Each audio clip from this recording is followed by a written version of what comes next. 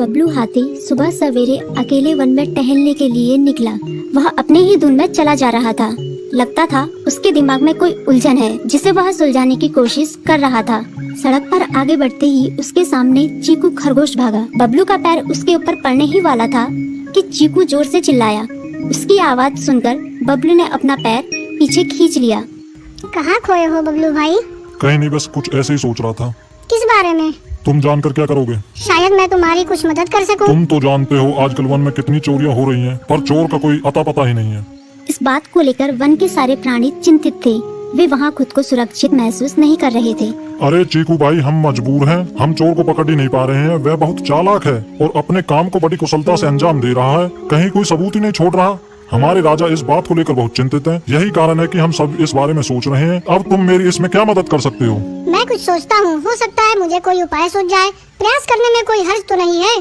तुम ठीक कहते हो चीकू, लेकिन वन के गुप्तचर भी अभी तक इसका कोई हल नहीं निकाल सके। इतना कहकर वे चुप हो गए। बबलू की बातों ने चीकू को सोचने के लिए मजबूर कर दिया। चीकू को उदास देखकर बबलू बोला, तुम अपना मन छोटा मत करो। मुझे अच्छा लगा कि तुमने मेरी परेशानी को समझा। कभी मैं भी इस वन के लिए गुप्तचर का काम करता था। एक बार मेरी टांग टूट जाने से मेरे अंदर फुर्ती नहीं रही। तब से मैंने यह काम छोड़ दिया।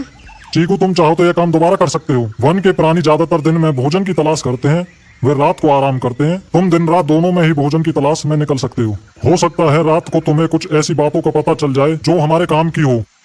हाँ बबलू, तुम ठीक कहते हो। मैं आज रात को वन में घूमकर इस बात का पता करने की कोशिश करता हूँ। थोड़ी देर बातें करके चीकू अपने बिल की ओर बढ़ गया और बबलू अपने रास्ते चला गया। चीकू के दिमाग में अभी तक बबलू की कई बातें घूम रही थी। उसे समझ नहीं आ रहा था वह बबलू की मदद कैसे करे।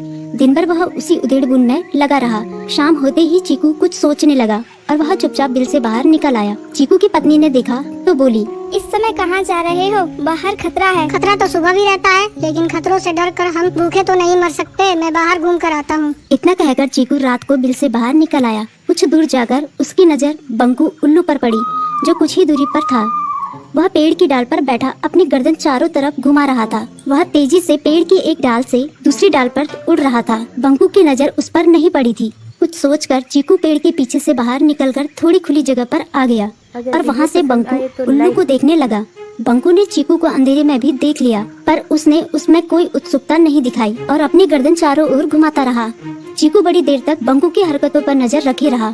वह थोड़ी देर तक खुले मैदान में खड़ा रहा, पर बंकू ने उसे देखकर भी अनदेखा कर दिया।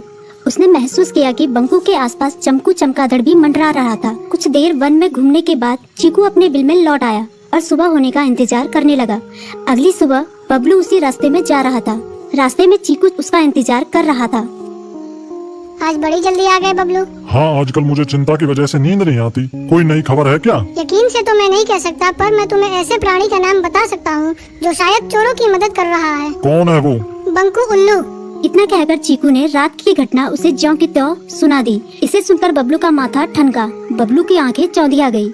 तुम ठीक कह रहे हो। मुझे आज रात बंकू और चमकू पर नजर रखनी होगी। इतना कहकर वे दोनों अपने अपने रास्ते चले गए। बबलू रात को अपने साथियों के साथ बंकू पर नजर गड़ाए रहा। उसकी संदिग्ध गतिविधियों को देखकर बबलू ने उसे उसके साथियों चंकी और संकी लोमड़ के साथ पकड़ लिया। बबलू ने सख्ती से पूछताछ करनी शुरू कर दी। तुम इस समय बंकू चमकू के साथ क्या कर रहे हो? हम चारों दोस्त हैं, इसलिए साथ बैठकर बातें कर रहे हैं। चमगादड़ और उल्लू की दोस्ती तो समझ में आती है, पर लोमड़ के साथ दोस्ती कैसे हो सकती है? सख्ती से पूछने पर दोनों ने अपना जुर्म कबूल कर लिया और सभी चोरियों के बारे में बताया जो उन्होंने कुछ दिन पहले वन में की थी। बबलू ने उनके चोरी का सारा सामान भी बरामद कर लिया। बंकू और चमकू को अभी तक समझ में नहीं आ रहा था कि वो इतनी आसानी से कैसे पकड़ में आ गई।